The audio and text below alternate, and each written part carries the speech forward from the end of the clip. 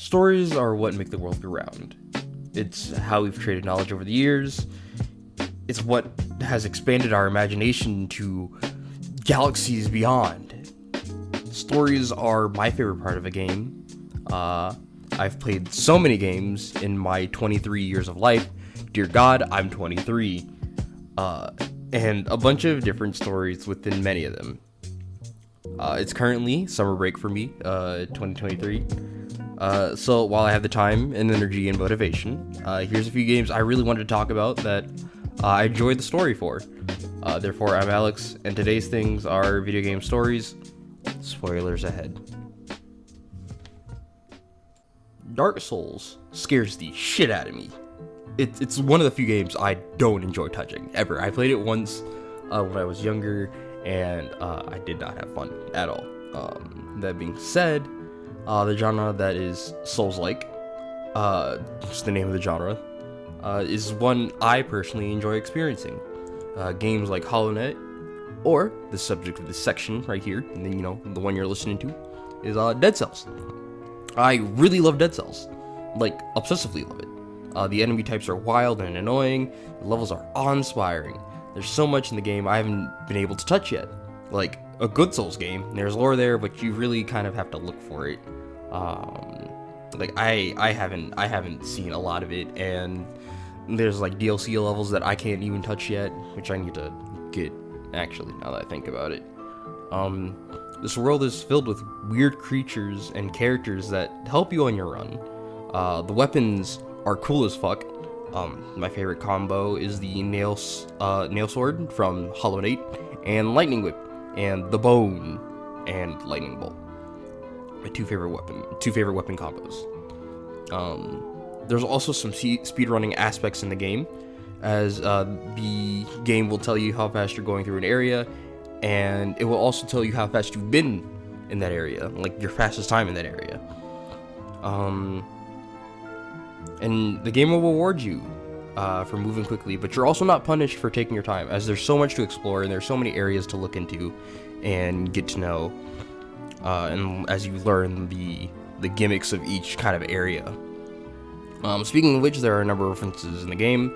As I said before, Hollow Knight's one of them. There's Half-Life, there's Guacamelee, and there's just so many cool ones. And honestly, if you think Hollow Knight or Dark Souls is really too hard for you, I'd honestly really suggest playing Dead Cells. So here I was gonna talk about Watch Dogs 2, but I didn't want to replay the game again, because as much as I love it, that was kind of like a one and done situation for me. I'd have to restart the entire series again, so I'm not doing that. Instead, I'm talking about Dragon Ball Kakarot. I didn't write this in the script. All I wrote was freestyle talk about Dragon Ball's Kakarot.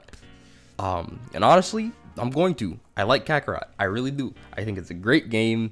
And it's really interesting and unique compared to other Dragon Ball games.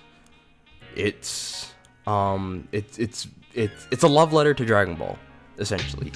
Again, you play as Goku, aka Kakarot, the great Saiyan, but you don't play from just like regular Dragon. I think it's like you start from Z, and then end around the Kid Buu saga. I've honestly just started playing the game. I've only gotten as far as Goku dying the first time, the fun time. And then, Piccolo getting Gohan and all that jazz. But the game is fun. The combat's really interesting and it's intuitive. It really does feel like a Dragon Ball episode. Speaking of which, the opening for the game also feels like a Dragon Ball opening, using Chala Head Chala, which is by far one of my favorite openings ever. I could listen to Chala Head Chala any day of any time. It is definitely an opening I really like listening to. So it's definitely one I'm gonna go back and play. I'm definitely considering buying the DLCs for it. So yeah, I like Dragon Ball Kakarot. It is the love letter to Dragon Ball. It's everything I want out of Dragon Ball game. Xenoverse comes really close. It's like a close second to me, but the just Dragon Ball Kakarot blows it out of the water. From its fact that they brought back the original VAs for the game, to just how much fun it feels to fly around. It's open world too, which is another really cool aspect of the game. So you have this, this giant open area to go around and fly in and fight in, and you're introduced to all the other characters in Dragon Ball. So it really does feel like it's like the perfect Dragon Ball game, and that's what's crazy. As I'm not a Dragon Ball fan. I should mention that I'm not a Dragon Ball fan. However, I do appreciate what Dragon Ball has done for like anime in general. So for me to like go and like play this game, because I played the demo for it and I had fun, and I was like, wow, I really like this. So I went and I was like, when I got PlayStation Plus, and saw I'm playing all of these games, to be honest. It was just one of those, like, I was like, oh, it's Dragon Ball Kakarot. Well, since I am already here, might as well download it. And I put a lot of time into it. Not as much as I put into Dead Cells. My hours there are kind of stupid, but Dragon Ball Kakarot is definitely one of the other games I've been like binge playing. So yeah, if you really like Dragon Ball, if you love Dragon Ball, or even if you know of Dragon Ball and want to experience the story, I'd say play the game. Do it like how I played Ultimate Ninja Storm. I played the game instead of watching the anime, and I've learned everything I need to know. So yeah, no, I hope you personally, you the viewer, go and play Dragon Ball. That'd be nice. Yeah. Persona 5 Royal. Jazz. Imagine you save the world from a missile threat, and for your efforts, you're given the highest honor that America can give anyone in the world. The title of President. As you're doing your job, you're suddenly attacked by aliens. You do what you can to defend and, win, but you don't. You lose. But instead of wiping you all out, they drop everyone in a simulation. This is the situation that you find yourself in the game Saints Row 4. It's GTA, but if they gave less a shit, unfortunately, and leaned more into the goofy side. The story is weird, but very fun to play through as you go and try around and try to free humanity. You're joined by the other Saints throughout the games, but I've never really played any of the other games aside from 4. Like, it's like the only Saints Row game I've ever played, so I literally hold no attachment to any of the characters whatsoever. Still a fun cast of characters that fight alongside you, including Keith David. I don't know what to say. I literally don't know what to say. The goofy amount of silly destruction and just nonsense story makes it a great time to just lose. Not lose, but like lose in time. You're just playing and you just get lost in the game. That's what I mean. Having themes of revenge and trickery mixed in make it a really great game for anyone 18 plus, because again, this is like GTA, but if they cared less. This is not suitable for younger audiences.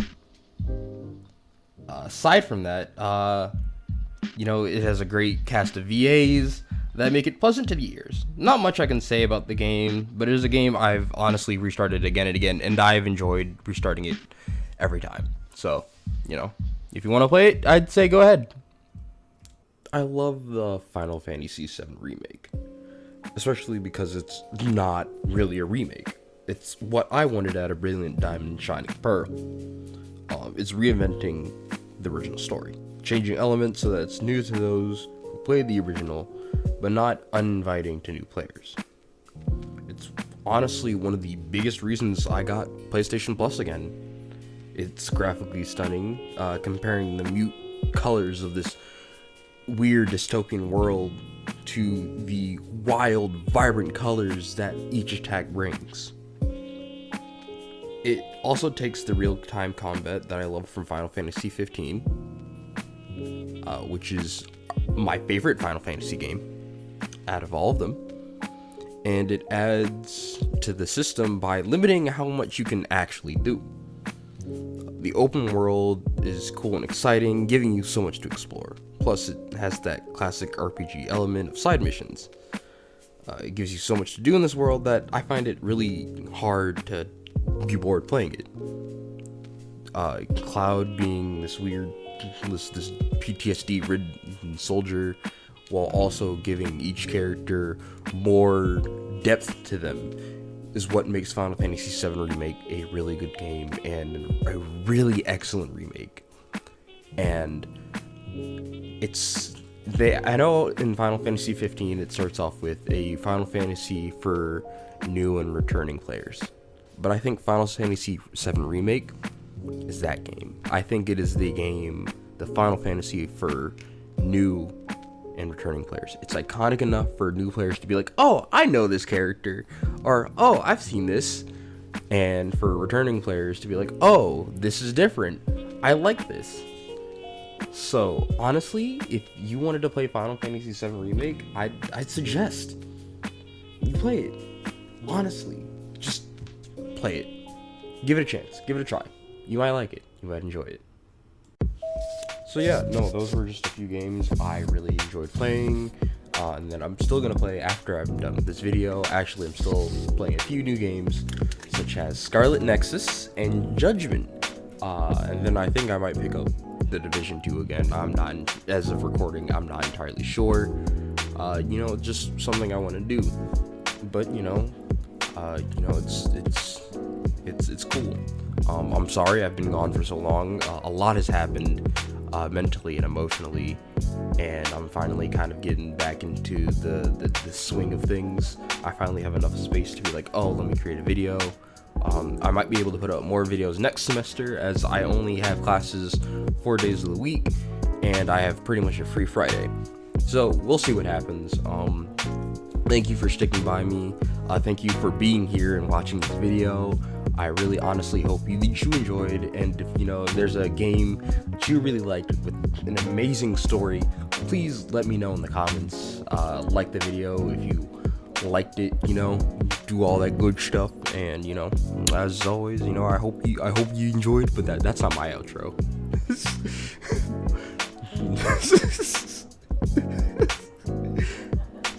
I'll catch you on the flip side later.